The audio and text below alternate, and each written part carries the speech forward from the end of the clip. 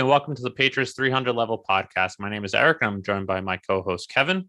Welcome back for our 35th episode this week, where we'll be recapping last Sunday's season opener versus the Miami Dolphins, previewing the Patriots' upcoming game versus the Pittsburgh Steelers, and discussing news around the NFL.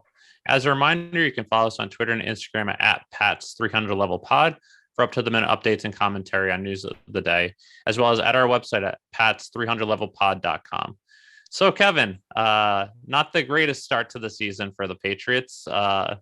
Tough, pretty brutal 20-7 loss Sunday in Miami. What's your overall thoughts and takeaways?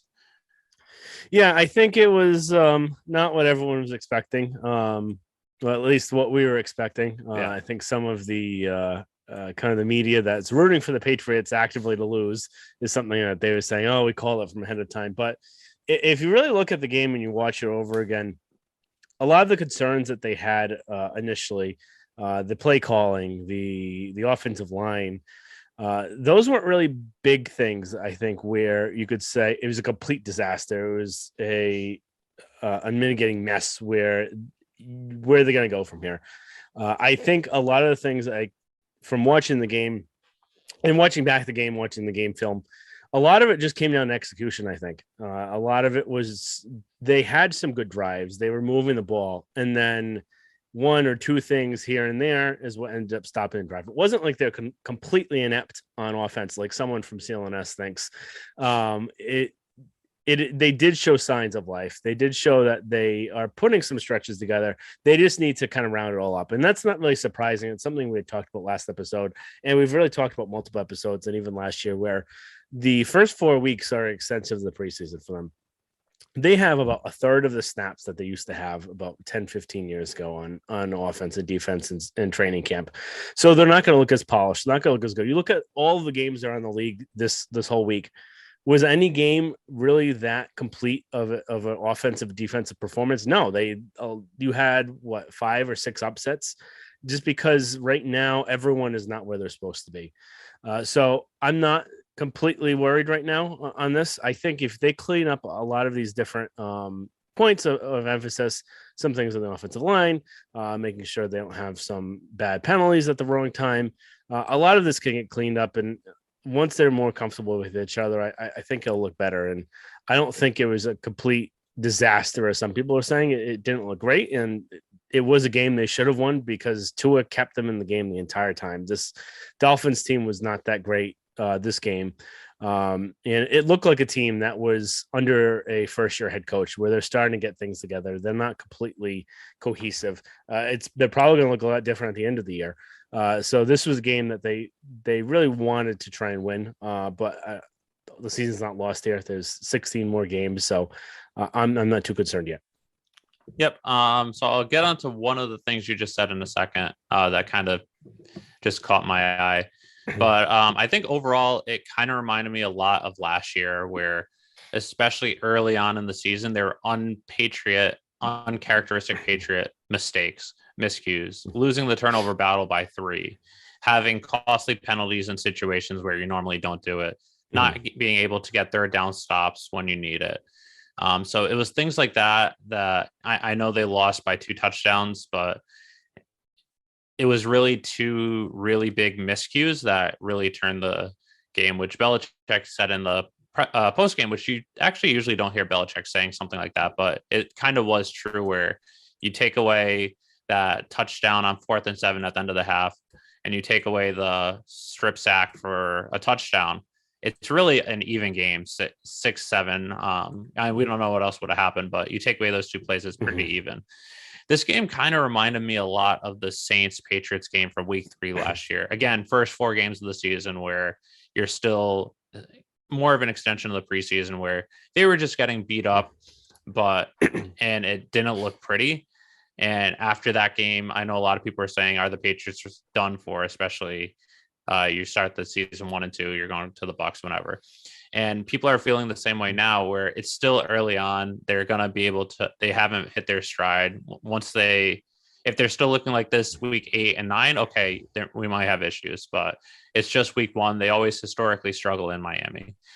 One thing that you did say of them having a first year head coach, I thought they did play better than I was expecting. I know it's only one game, so you never know, but McDaniel seemed that he had the team in focus. There wasn't as much cohesion. I think that's where you were trying to go with, because he's a first year head coach.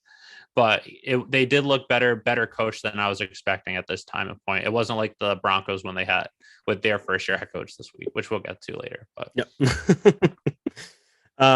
so I think some of the things that we want to kind of talk about in this game, one of the big kind of talking points going in was just how deep the Dolphins wide receiver group was. How do you think that they fared, and how do you think the Patriots secondary kind of handled them into it?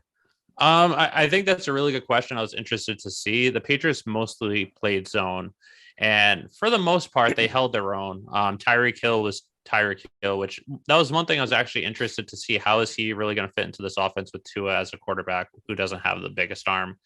And he had, I think, 9 catches for 90 yards ish in that area. But other than that, you held Jalen Waddle to 3 catches, with one being the 47-yard touchdown, which was a miscue. But other than that, you pretty much held him out of the game. Mike Gesicki, one of the best receiving tight ends in football, you had held to 1 catch, 1 yard. So for the most part, the Patriots held their own. Tyreek Hill was able to get a lot of his catches while breaking the zone, which is one of the issues with playing zone especially against a quarterback that is more accurate.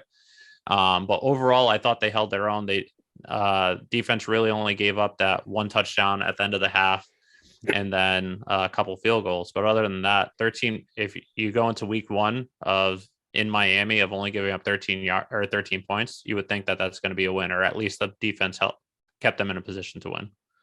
Yeah, I think they did a pretty good job there. I think they got bailed out at least a handful of times from Tua's kind of inaccuracy. That's fair. Or very fair. Kind of decision making there, and that's not something I think that was terribly surprising to me, and I think to you, where we're not that big believers in Tua. And again, he didn't show me anything this game where he's going to be anything more than a top 20 quarterback in the league. He lacks the arm strength that's necessary. Some of his decision making isn't the quickest, and he really kept the Patriots in it. And I know that a lot of Dolphins fans are really kind of sensitive to this, but I don't think he's ever going to be that great of a quarterback. He could be serviceable. He has those moments where he's best on those quick in cuts, and if he can get those going all the time and get Tyreek Hill kind of going on those, he could do pretty well. And he had 100 something, I think 100.6 or 106 quarterback rating. Yeah, 106 which is really surprising based upon how he looked. But he's got all these weapons around him. It's going to be a little bit easier for him to get it. And as long as they know how to utilize him, they can get the most out of him. It's just, could they be a lot better if they had a better quarterback? And that's the other thing.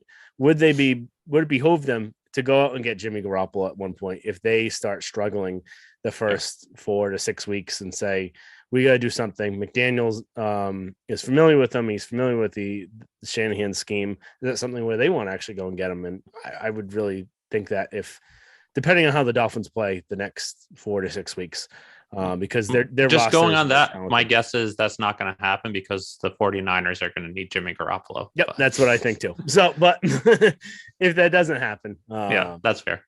Would that be something considerable? And I would do that if I were them. And then just one takeaway from this game overall, especially with Tua, is as a Patriots fan, I am so thankful that they didn't listen to Brian Flores and they drafted Justin Herbert, or they drafted Tua over Justin Herbert in the 2020 draft, because if they had Herbert with this team, them and the Bills would be tough to catch. Oh yeah, they would. Patriots would obviously be number 3 in the division based off of that. Going on, we kind of really talked about this, so we can kind of go over it quickly. But just the miscues in general: 3 turnovers, makin interception, which was kind of a predetermined play where he knew he was going there. I kind of question why going against Xavier Howard in that situation where you have some better matchups, and that's something we'll get into a little bit. But that was one question play. There's the Max strip sack for a touchdown, and the Aguilar fumble, which isn't a complete shock. And then there's a Dolphins touchdown in the half where you had it kind of schemed up right, but it just wasn't played correctly. Yeah. The Davis offside that ended up going from fourth down to first down. So just a bunch of miscues where I would like to think that these things are going to get cleaned up and we won't see these in week 4, week 5. Yeah. And is this something where we're going to keep saying it week after week, like last year when they just couldn't get the stop? Is this going to be another kind of thing from like last year where it just keeps bleeding into the season? Or is it going to be a coaching where they coach us up and get rid of it? So right now I'm not too concerned. If we see this in a few weeks, then I'd be a little bit more concerned then. Yep. I completely agree. Going on to the next topic, the biggest one, at least to a lot of the Patriots media, especially Tom Curran and Phil Perry, is Patriots play calling. I'll go with my initial thoughts and I'll see if you agree with me. But overall, I didn't think it was that bad. There were some plays here and there that I agree it wasn't good play calls. The Ty Montgomery run up the middle on 3rd and 3. It's one thing if you're doing that with Damian Harris or Ramondre Stevenson, but there were obviously some plays here and there that I don't agree with. But I feel like if this was Josh McDaniels, we saw that last year too with halfback sweep or halfback toss to Brandon Bolden on 3rd and 3, and he doesn't even get back to the line of scrimmage. Where there were those questionable calls there too. But overall, I thought the scheme was very similar. There were and it looked very similar to last year's. Yeah, I completely agree. The reason why they lost this game was not the offensive play calling. It wasn't the offensive coaching decisions that Bill went with. The reason why they lost the game was, like I said, execution number one. That's the biggest thing. And if you don't execute and you don't play right, you're not going to win. And like you had mentioned, again, this is something that Matt Chatham talked about on our podcast, something we've talked about before. But the whole kind of idea that this is a whole brand new offense is a bunch of malarkey, where they used to run the Shanahan scheme. They used to run it maybe 5-10% of the time. And now they want to try and run it maybe 10-15% of the time. And again, they didn't run it too often here. They ran it maybe 4 or 5 times from what I remember. And they're just looking to add kind of wrinkles into their offense. So the idea that this is a completely new offense is a bunch of baloney. It's not. And the play calling, it looked very similar to last year. Again, there's some things where, like you said, there was the questionable play calling for a couple things. Everyone has that. McDaniels had it. No matter who you have, you're going to question some of the play calling. No one's perfect. No one's going to have a perfect game. The other kind of situation with this is one thing that wasn't kind of similar to last year, where there's at least a few times where they weren't kind of playing the matchups like they should have been. They're targeting Howard. They're targeting. They weren't kind of keying in on when there's a tight end versus a linebacker or tight end versus a safety. Those sorts of things. They weren't even targeting really the undrafted corner free agents or players that aren't really as established. Yeah, and that's something that is kind of a change from when McDaniels is here, a change from really good play calling. However, I don't think that's something you're going to see week on, week in. If that keeps happening, Bill's not going to let that happen. Bill's not an idiot. So if that keeps happening, Bill's going to step in, or he's going to definitely bring it up in his meetings from seeing kind of what happened. It's a learning experience. Josh wasn't perfect when he started with the Patriots. Yeah. Bill O'Brien was not perfect. He's still not perfect. You watch him call the Alabama games over the weekend. You watch him call the Alabama game against Georgia. He's got a lot of questionable play calling too. So if you bring him in, it's not going to be this perfect. Oh, it's going from Josh to Bill. Everything's great. It takes time. It's not going to be something someone steps in day one and knows how to do. Even if they hire Nick Caley, it wouldn't be this perfect magical thing. It's going to be a little bit of a learning curve. There's going to be some teaching with Bill and all these coordinators. And in time, it's going to look like it has all the time. So moving on, Patriots offensive line. I thought overall it was pretty good. They weren't getting beat every single play. It was just there were some plays, especially in key situations, where one guy got beat and that ended up blowing up the whole play, leading to negative losses. Part of that, I think, is just people just missing their assignments. Part of it could be that Mac just might have not seen the rush scheme correctly, such as on the strip sack. I think part of it could be Mac might have not seen that, and he didn't tell the offense how to or adjust their pass blocking, but also that also could have been Trent Brown might have missed that too. There were some plays here and there, like I said, that just one man got beat and it blew up the whole play. But overall, they played a lot better than they looked in the preseason. Yeah, I think the offensive line actually wasn't a huge part of the issue here. Again, there's that strip sack, which is a big issue. There was Mac was getting pressure on a decent amount of his throws, but 4 of the offensive linemen weren't the problem. Wynn actually played really well, which I was actually kind of surprised about. Owenu played well, especially for being as big as he is in that heat. Andrews had a really good game. Cole Strange had a really good game. Yeah, he did. He had, I think, one maybe if he played, but that was, I think, more on Brown than him in general. I think Trent Brown was a really big issue in this game. Yeah, and we'll get this in 3 up, 3 down, but he was not good. And you can't have that type of play with him if he's going to be your left tackle. And if he's going to keep playing like that, I think you'll see a move in a few weeks if he keeps this up. But he was not looking good. He was really poor in this game. And even on some of the runs too, not just even pass blocking, but some of the runs, he just wasn't getting out fast enough to make the blocks that he needed to make. So is that something the heat? Is it something he still hasn't made the weight he needs? I was just really kind of down on Trent Brown. I'm a big fan of Trent Brown. I think he's really good. When he's on, he's on. He's really big. No one can kind of beat him. But his head needs to be in it, and he needs to be completely focused. And I'm not sure if it's focus. I'm not sure if it's the fatigue, if it's heat, if it's what it was. But he wasn't good in this game. Yeah, my initial thought was I thought he actually if you looked at it, he had a pretty good first drive, and then after that, like on the first drive, I remember there were some runs to the outside where he was running. He was able to pick up his man in stride. But then as the game went on, he just looked a lot slower. He was getting beat. I think it was the heat definitely got to him. I don't know if it was just the heat or also just him not being fully in football shape yet, because like we said earlier, you have a third of the practices like you used to. So I'm not too concerned about him going forward. I think that he definitely contributed to it, but if this is something we're seeing in week 8, week 9, then I think we'll have an issue. But I'm putting it more on him just getting fatigued, and he might just need a few weeks to fully get more into football shape. And then just the other thing, just to bring up him real quickly, that does have a little bit more concern than if it was just someone else, is that the fact that he's quit on 2 teams already in the past. He quit on the 49ers, he quit on the Raiders. So is that something where that may happen here? I'd like to think no, just because he seems that he likes the Patriots organization a lot more than those other 2 teams.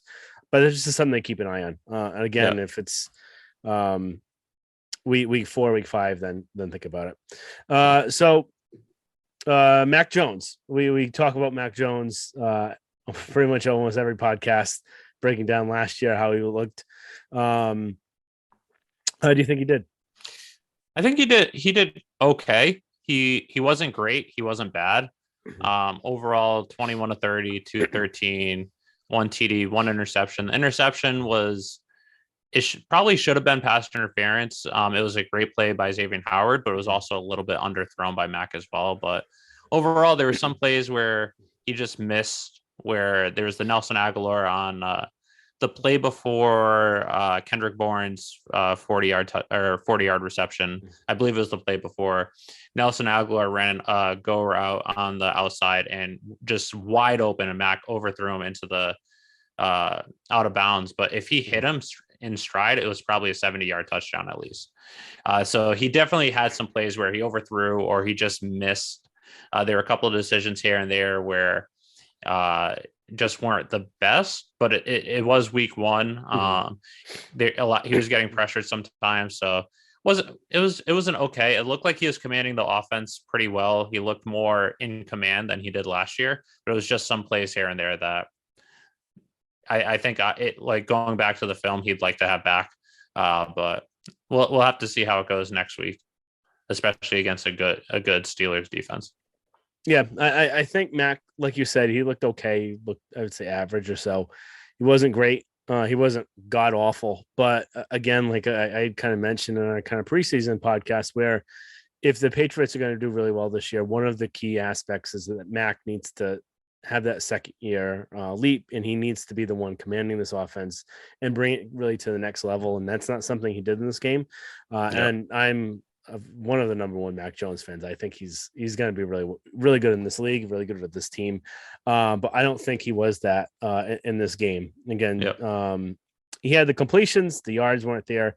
Some of his decision making wasn't really up to par. I'd say he missed a bunch of kind of reads, I think, that were there.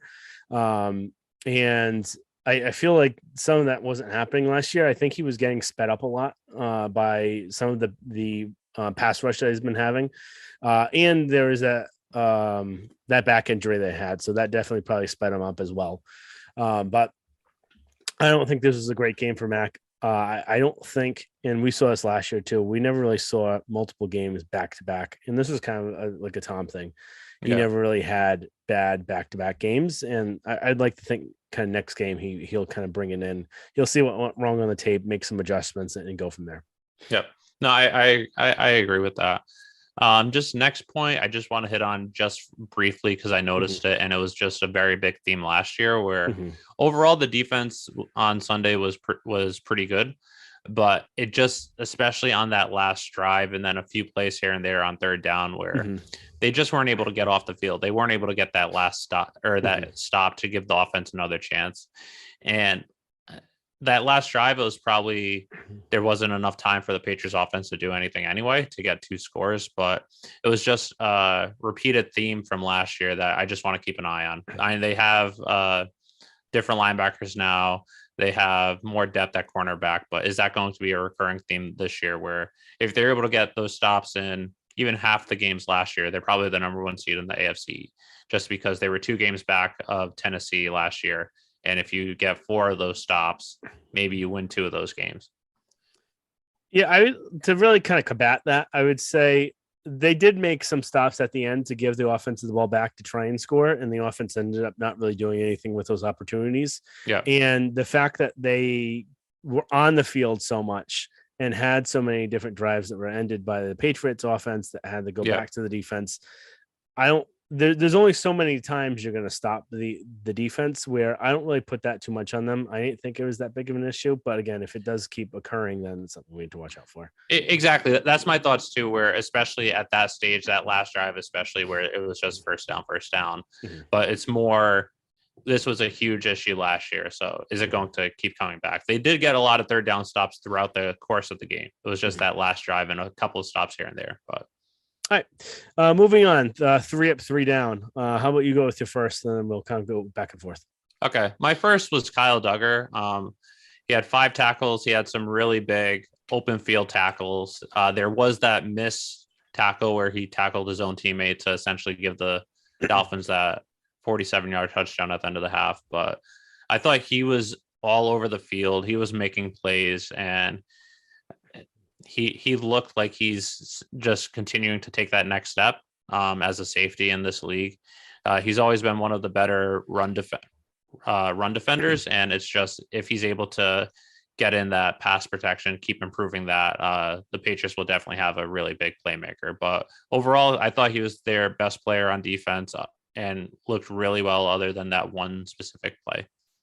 Yeah, I think that's really the one thing that we've seen even Duggar at the last few years is that he's really good in those kind of linebacker situations, covering a tight end, stopping the run, diagnosing what's happening with the quarterback. It's those open field situations like a free safety where he's not really that good in open coverage, open defending. That's something that he needs to improve on a lot to be a more well-rounded safety.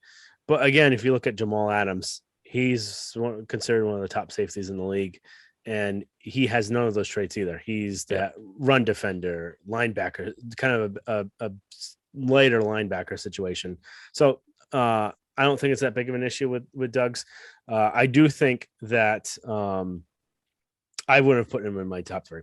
Moving on from mine, Jonathan Jones was my in my 3 up. I wouldn't say he's my number 1 up. I put these not in order, but I think Jonathan Jones did an excellent job on Tyreek Hill, like he always does. He shouted him. Tyreek Hill had 90 yards, and he didn't go off in this game. He had a lot of catches, But again, some of that was zone coverage. But when Jonathan Jones was on him, he's on him. And I think he played really well. Yeah, no, I think that was a good one too. I know Tyreek had those 90 yards, but when Jonathan Jones was actually in coverage against him, not in zone, he only allowed 2 catches on 4 targets for 28 yards. So I thought that was a good pick. Yeah. I don't have him in my top 3, but going on to my second, I think was your favorite. I know you're a fanboy of him, Dietrich Wise. I thought he had a really good game, one of his best games with the Patriots. He led the linemen in defensive snaps with 50, 3 tackles, a sack, a forced fumble, and he was, even if he wasn't making plays, he was contributing to the defense. Yeah, I think he was on my bubble for top 3. I ended up going with him, but I could definitely see him on there. I was very tempted to put him on there. I think he again one of his best games that he's had. He was really good on those Tua bootlegs where he didn't get kind of caught in an area and he stayed with it. That leads me to my number one 3-up was Matt Judon. I think he was the best defender on the team in the game. He had a lot of pressure. Again, this was another option where, just like Wise, those Tua bootlegs, he was never surprised on. He always stayed with it, and he ended up kind of making some Tua more pressure than he actually was because he wasn't getting fooled on things. And he needs to kind of keep this up in order for this defense to look good, especially with Barmore not having a very impactful game. Yeah. And again, I'd have to check the film one more time just to see, was that double team? Was it just his play? But Judon, number 1. Okay, that's fair. My number 3 was Juwan Bentley. I thought he had a really good game as well. 7 tackles, 1 sack.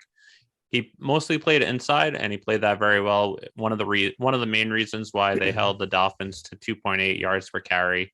But also he played on the edge rushing, similar to what we would see sometimes with Dante Hightower. So he looked a little more than just the traditional old school middle linebacker that's only in on first 2 downs for rushing plays. I thought he had a really good game. Yeah, I think he had a good game as well. My last one would be Damian Harris. I wanted to pick someone from offense if I could, and there actually was. Damian Harris was one of the few bright spots on the team, besides some of the offensive linemen. I think he really ran hard. He saw the holes right where they were. He made enough cuts. He's really hard to bring down too.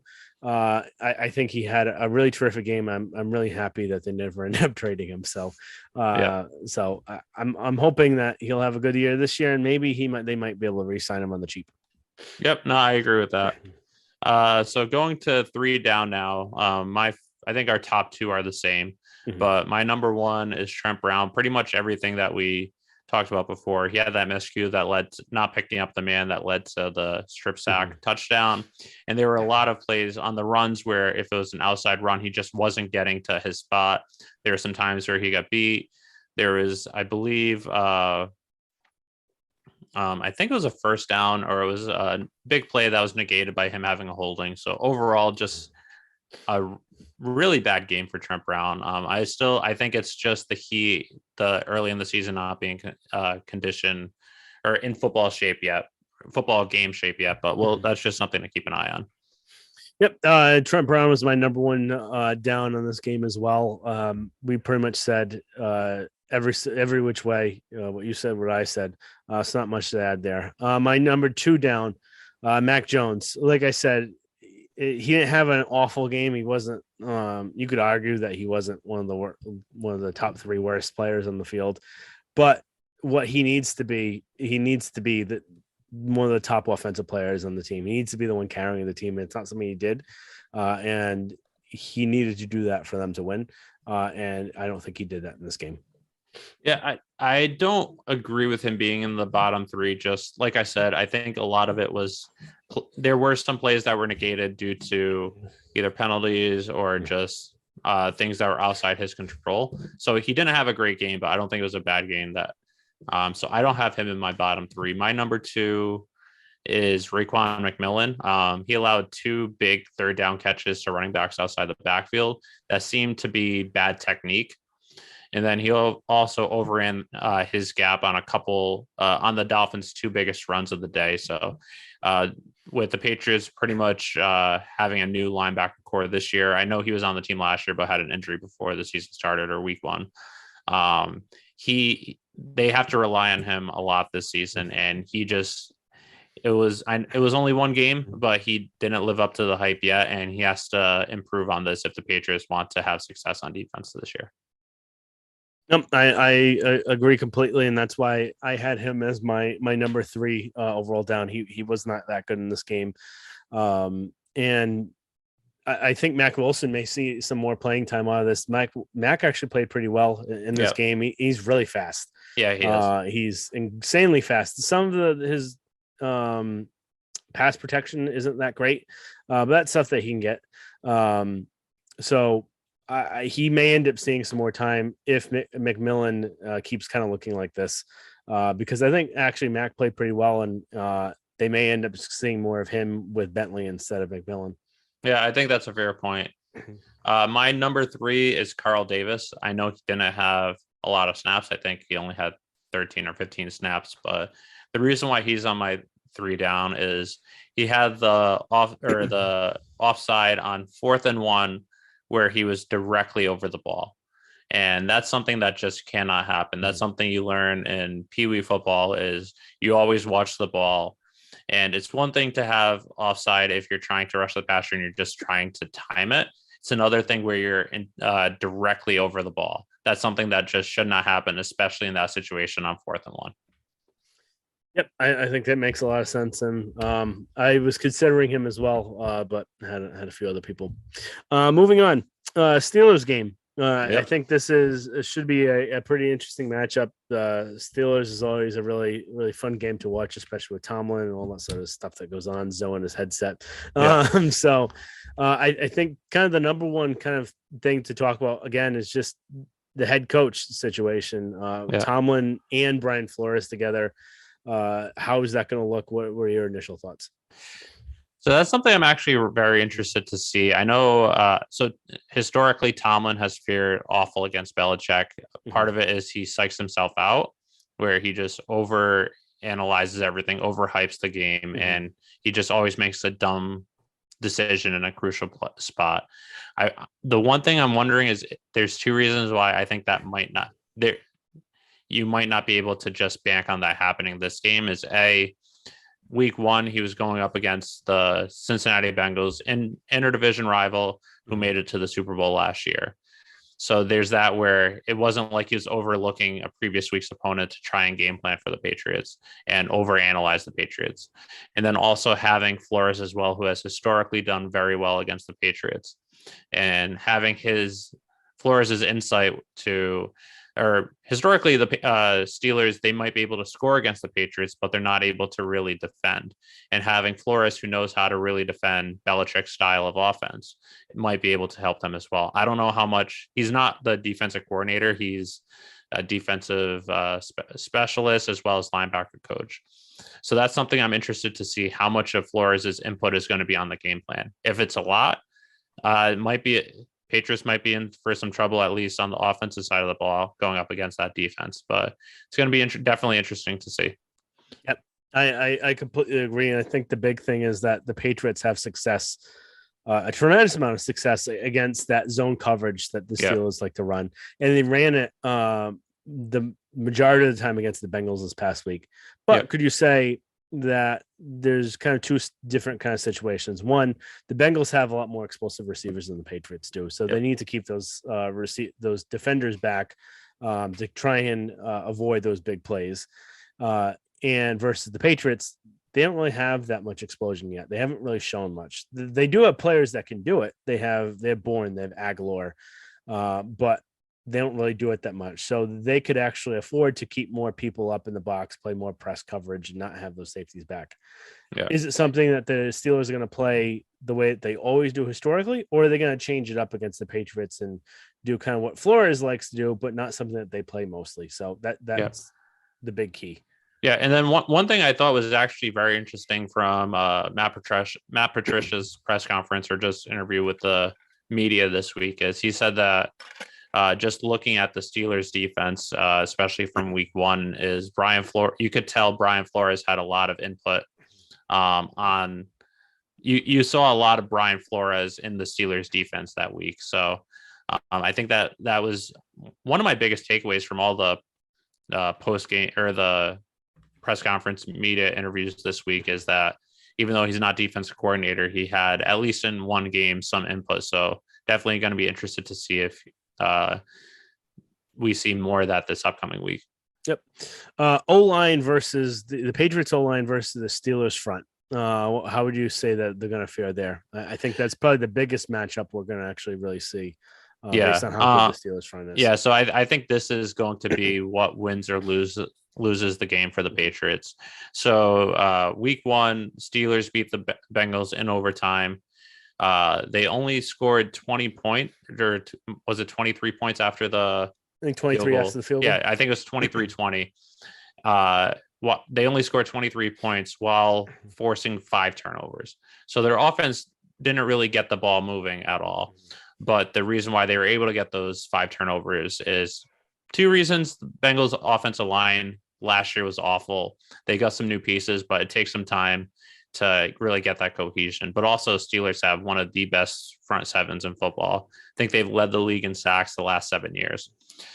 So they lost TJ Watt, and he's going to be out at least 6 weeks. So it's unfortunate to see a player of that caliber go down with injury. But for the Patriots, at least in this game, not having him is one less person you have to worry about.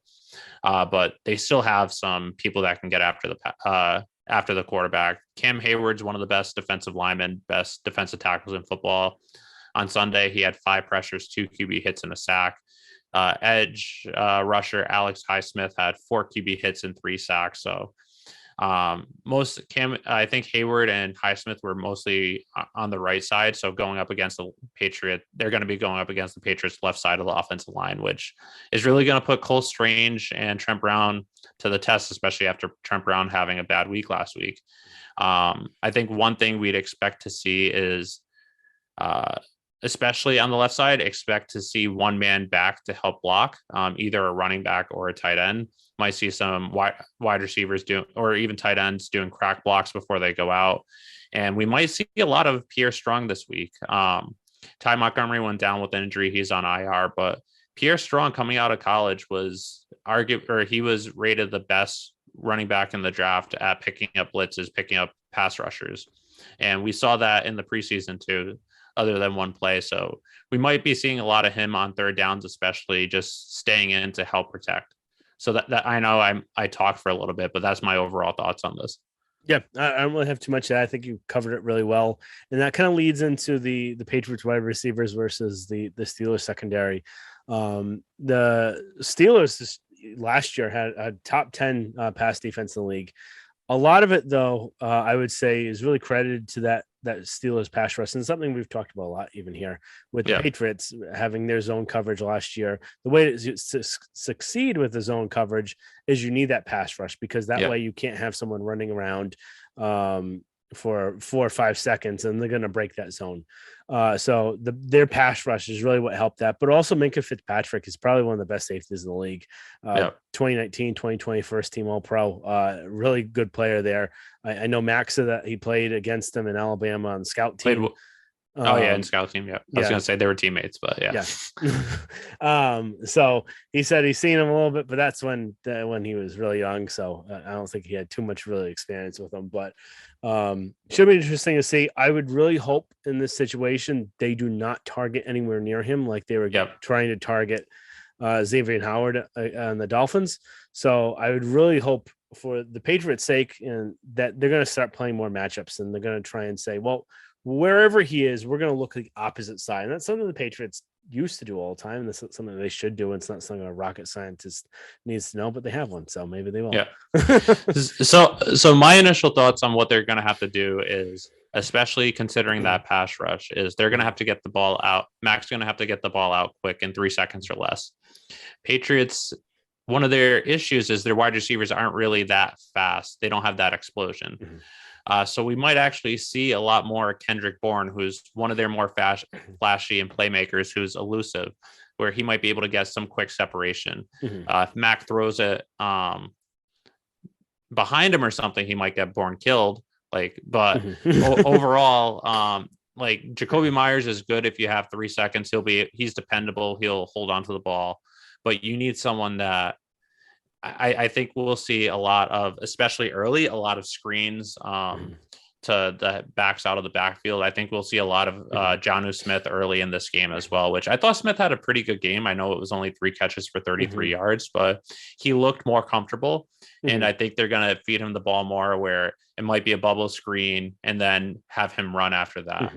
That's another way or he'll stay into block for 2 seconds and then go out and he'll be open because of that. So I expect them to target the running backs and the tight ends at least early in the game.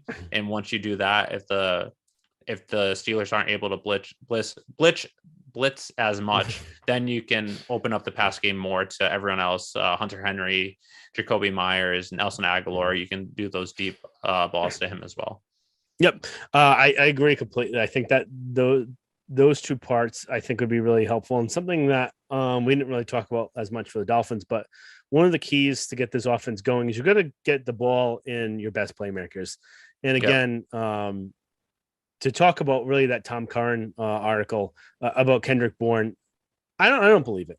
So I don't think Robert Kraft is going to start meddling in things now, where he didn't meddle in the Brady situation. He didn't meddle in so many other things. Why is he going to start meddling about Kendrick Bourne? So one of the theories out there is that there was that issue with the Panthers, and you're not going to bench someone. Well, they did bench someone for the preseason game, but that doesn't really mean anything to the player. So benching in the first game makes sense because it has some meaning to him. And I think coming out of that, we are going to see a little bit more of him. I know he didn't have a great camp. Aguilar did kind of outplay him in camp, but he's probably your best offensive player right now. He's one of your best offensive players. He's very dynamic. He's got I think 140 QB rating when targeted, and he's really explosive. He's quick. So between Jonnu Smith and between Nelson Aguilar, all of the quick receivers and tight ends that you have to really target them. You have to use them because they're the ones that can make those, not those short plays. They need to get some chunk plays, and those are the players that can do it. And I think again that's going to be the key of the game, like you mentioned for this, and especially the run too. If they can run the ball really well and they can use the play action off the run, that will be well, because they only ran I think 2 play actions against the Dolphins, which is incredibly low. And they need to do more of that. Going on to that, the run game is Steelers last year actually had the worst run defense in football. They allowed about 146 yards per game, which was worse. They also had the worst yards per carry of 5 yards per carry. So if the Patriots are able to get the ball rolling, especially with their run game, they have probably the best or top 3 1-2 combo in the backfield with Damian Harris and Ramondre Stevenson. So if you get that run game going, you're able to keep running it down their throat. Pass rush has to hold back a little bit. That's going to open up the pass offense. And then you mix in those play actions. You might not have to worry about the pass rush as much, especially because of that. So I think the run game is going to be one of the keys to this game as well, especially with a defense that last year wasn't really that good at the run. And then especially with those play actions, if they keep running the ball and they have those play actions, then they can go run those bang actions where they have play action, quick slant, and then they go to Bourne or they go to Aguilar, someone that's quick enough to get the ball and get into space. So I agree with you. Moving on to our mailbag question of the week. We're going to try and do this like we mentioned in one of our other pods, either every week or every other week, depending on how much stuff we have. So this question comes from Pat's Statman Bob. So his question is, who will be assigned to cover Steelers tight ends on a passing play this week? I think that's a good question. And I think it's going to be a mix of Adrian Phillips and Kyle Duggar. Pat Freiermuth, I'm not sure how to fully pronounce his last name, but he's coming into his second year. He was a 2nd round pick last year, who was actually very productive, 60 catches, 500 yards, 7 TDs. And then week 1, he was targeted 10 times for 5 catches, 75 yards and a touchdown. So he could be a difference maker in this game. I know Patriots historically try and shut down one of the other team's best players, but going up against a team like the Steelers that have some pretty good playmakers on offense, he's someone that might be able to slip by. But you have two really good safeties and Phillips and Duggar. I think depending on the matchup, they might go with one or the other. I feel like you're going to see Duggar half and then Phillips the other half on him. Yeah, I think you kind of hit the nail in the coffin there. I think Duggar and Phillips, that mix between them would really lock down. They did a good job against Gesicki doing that. They did a good job last year overall with tight ends. Especially Duggar had a really good year last year against Kyle Pitts against the Falcons. So he's shown that he can do it. And I think just kind of mixing and matching that way, you don't know who's going to be covering him. That's something the Patriots also like to do. They don't always like to have that one lockdown safety on someone, just that way they can use them in kind of the run defense, or they could do some pass rush options with them. Yep.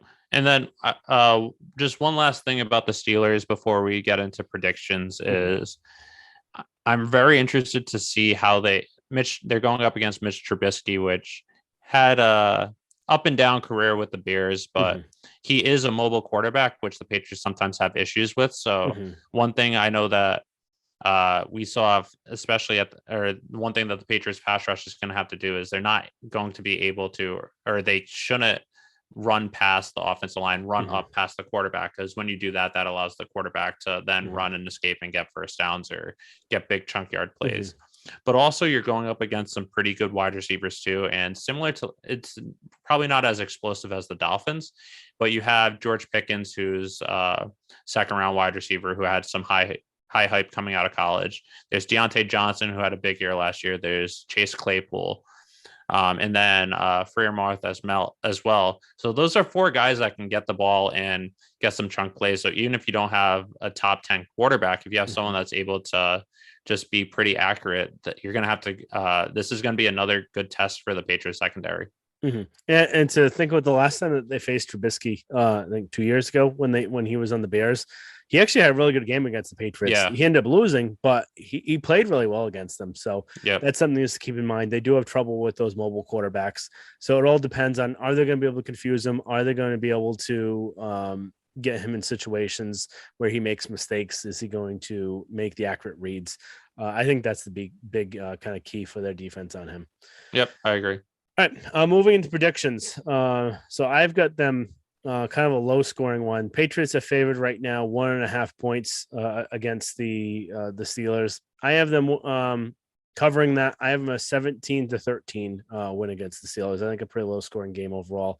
I think Flores will have some tricks up his sleeve on how to kind of stop Mac and the Patriots. And I think the Patriots defense will kind of continue what they're doing against the Dolphins and hold Trubisky to a pretty low scoring game. Yeah, I have the Patriots winning 24-17. I think it's just going to depend. The big things are just limiting the turnovers, which if you win the turnover battle, you're going to have a good shot against the Steelers. And then just not making those big mistakes and then just covering what's in front of you. So I think it's definitely going to be a close scoring game. I think it's going to be tight up until the end. It's just going to come down to who has the most turnovers and who's able to execute the most. That's pretty fair. I could see that as well. Moving on, quick news around the NFL. I think the biggest story is the Broncos coach. I'm blanking on his last name. He's a complete moron. So he cost me and Eric both teams on a survivor pool for this year. Yeah. And luckily I have another one in there, but I don't. What a complete moron. And, this is something we talk about with first-year head coaches where you don't know what you're going to get. And again, with him, he was the last kind of job he had was the Packers offensive coordinator. And how much does he even really do there, where LaFleur is really in charge of the offense there? Plus, Aaron Rodgers takes control of a lot of things, doesn't run the actual offense a lot of the times. So how prepared is this guy going to be to be the head coach? And that fourth down series just made no sense whatsoever. You have 3 timeouts and with a little over a minute left, and you can run a play there. And even if you miss, and you don't convert on 4th down, you have 3 timeouts where you can stop them, hold them, stop them, and then get the ball back with about probably 45 seconds left. Yep. And try again. Or you could take a timeout with a minute left, come up with your best play possible, and then try and convert that way. But he does neither of those. Yeah. He bleeds the clock down and then takes the timeout and then goes for a field goal that no one's ever going to hit. It's not in a dome. They're not in Denver. Yeah. No, they weren't in Miami where everyone was booming the ball because it was 100 degrees outside. They were in Seattle. No one's kicking a 64-yard field goal there. So maybe Justin Tucker if he gets it right, but that's the only one. Yeah, that's the only one. You're looking at a 1 in a million shot rather than going for 2 different kind of scenarios. Yeah. There. And then he takes the 2 timeouts out of spite afterwards. Yeah. Like what are you doing? Yeah, it's one thing if he held on to the timeout and then just called all 3. And if you were to do that, you should have just done it earlier, like not bleed the clock out. But if you're gonna do it, hold on to that timeout and just send the field goal team out. It was just that's not the only reason why they lost. You can't fumble the ball twice on the 1 yard line on 4th and 1, 2 different series. But just in that situation, that's what I'm talking about with. You never know with rookie coaches. And coming into the season, I had the Broncos coming in last in their division, not making the playoffs, just because I think the other 3 teams in the AFC West are just so much more talented. The only way I saw the Broncos not coming in last is Brandon Staley of the Chargers costing the Chargers 3 or 4 wins, and then the Broncos coming in third because of that. But I think at least through week 1, it's fair to say Brandon Staley is not the worst coach in the AFC West, and that's saying something. Yeah. I was gonna say it's gonna be a big competition to see who's the worst coach in that division, either Staley or the Broncos head coach. And just one other thing, just to bring out there too, where this kind of reminds me of something we talk about too. All these Patriot media guys that are on Bill, and all these fans that are on Bill right now. If you get what you want, and you fire Bill Belichick after this year, who are you going to get? Bill's still a top. He's still my number 1 coach in the league. He's my number 1 coach too. Even if he isn't, he's definitely in the top 5. And you risk running with one of these morons. Where you look at any of these other games in the league and you see how stupid most of these coaches are, and Bill can coach night and day above any of these people. Yeah. So be careful what you guys are wishing for. Yeah, 100%. Bills and the Chiefs this week. Bills played really well. Another juggernaut offensive game. So I was at that game, and there 2 things is one, it was just so hot because SoFi Stadium, a $5 billion stadium, doesn't have air conditioning. And it was 96 degrees with the sun beaming down on you through their transparent roof. So I think part of it is the Rams were just fatigued, but also they were only really playing zone defense, and Josh Allen was just picking them apart. So they looked just like a well-oiled machine. I think the first half they had their hiccups. They had, I think, a few turnovers, but overall they look like they're still the team to beat in the AFC. And then, granted, I think part of it was just Allen going up against zone, but they look like at least through week 1, they're picking up where they left off last year. Yeah, I completely agree. He had a really good game other than those kind of hiccups, and it'll be interesting to see how he plays the rest of the year. Is he going to play like that most of the time, or is he going to have those weird hiccup games where, like against the Jaguars or the Jets, where he's not really playing that well? And I'd like to see if he's able to put a full season together, and everything he's shown the last few games, he will. Maybe it's something he likes to play under the bright lights. Who knows? Yeah. The other kind of key thing coming out of that game too was just Matt Stafford. Is it his elbow, or is it him being rusty from not playing much in the preseason, not playing much in training camp because of that recovery? And there's that report that the Rams were interested in trading for Jimmy Garoppolo as a backup quarterback, and you're not trading for Jimmy Garoppolo as a backup quarterback at that money, or even if it was going to involve a restructure, unless you know for a fact that there's a good chance your quarterback may not make it throughout the whole year. And that I think was a really interesting thing that not many people talked about with that Schefter news. But is his elbow worse than that they're letting on?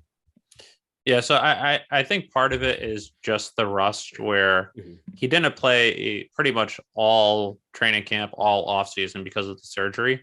The Schefter thing, I don't know, was it clear that they were trying to trade for him, or was it clear that they were trying to get him? Because I took it that they assumed he was going to be released and then they were going to try and sign him then, unless Schefter was specific. Yeah, it was gonna. I misspoke. They were gonna. They were going to sign him if he was cut. Okay, so I can see that, and I don't see that being an issue where you always want to have good insurance, especially with someone that's recovering from an injury and at that age. So that's why I'm not as concerned, because they could have signed him to whatever. They could have had a heavy incentive contract or something like that. Because I know they're up against the cap because they always push it to next year. But I until I see it more, I'm just going to go with the assumption that it's due to just rust. But the Rams did have some holes on their team that they're going to have to try and hope that everyone comes together. Otherwise, I don't see them repeating. Yep. And I didn't see them repeating anyway, but and just the other thing, Chiefs again look like a really good team. Mahomes looked awesome. So just the Bills and the Chiefs are the top two teams in the AFC to beat, and we'll see what happens. Yeah, and the one thing with the Chiefs is even without Tyreek Hill, it looked like the offense wasn't missing a beat either. So I know they got a few players, Smith-Schuster and Valdez-Scantling, but overall with Patrick Mahomes, they're always going to be in it, and they just look like they're not missing a step either. Yep, and then just the other part of the news around NFL, a ton of upsets. It made for probably one of the most exciting week ones I've watched anytime recently. Yeah, where there were probably 4 or 5 big upsets in the week. It was just not much to say other than you got to really value your kicker, because that was what caused a lot of this. So a lot of either last second field goals, misses and field goals. And it was some good kickers too. McPherson of the Bengals, Rodrigo Blankenship, who was released because of the missed game-winning field goal. So it wasn't just it makes you value what you have the consistency you have in Nick Folk. But with Blankenship being released, I'm kind of hoping the Patriots sign him to the practice squad since he went unclaimed in waivers, because you don't know how much longer Folk will be able to do it, especially at that age, if he's going to maybe see some slippage. He's been nails since you got him, but you never know with kickers. So he's one of the best kickers, or as a rookie, he was one of the best kickers. So sign him to the practice squad, see what you got, and hope you can hold him. Yeah, and then just the other thing with him is that you never know when Nick Folk's back is going to act up. Where he's been questionable sometimes with it. They've had to bring in someone just in case he wasn't able to make the start. But or have Jake Bailey practice field goals and warm ups just in case he's not able to go through. Yeah, so what would be interesting there, just to have on the practice squad for that. Yeah. But other than that, I think that's all we had for news around the NFL, all for this pod. So just make sure you guys subscribe, rate, and review for the podcast. Check us out on Twitter, Instagram at Pat's 300 Level Pod for up-to-the-minute updates. And again, check out our blog, pats300levelpod.com. We're adding some interesting blogs there. We also have all the compilations between the YouTube videos, the audio podcasts. You can do questions submit to us. So some really great things there. Really fun and exciting. So talk to you guys next time, and hopefully we'll see a Steelers loss win in this upcoming game. All right, talk to you guys next time.